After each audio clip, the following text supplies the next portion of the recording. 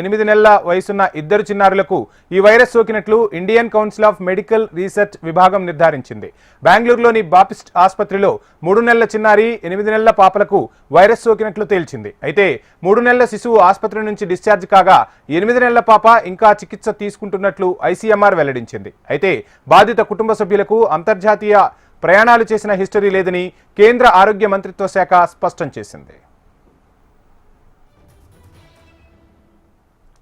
చైనాలో human మెటోనిమా virus సహా పలు శ్వాసకోశ వ్యాధులు విజృంభిస్తున్నాయన్న వార్తలతో భారత్ ఇప్పటికే అప్రమత్తమైంది. ఇటీవలే directorate general of health services అధ్యక్షతన జాయింట్ మానిటరింగ్ గ్రూప్ సమావేశం నిర్వహించింది.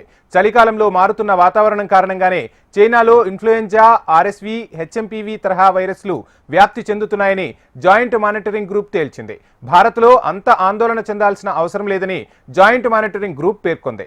ముందస్తు చర్యల్లో భాగంగా ఇప్పటికే వివిధ ప్రాంతాల్లో ఆర్ఎస్వి, హెచ్ఎంపీవీ తదితర పరీక్షలు చేస్తున్నట్లు ఆరోగ్య శాఖ వెల్లడించింది.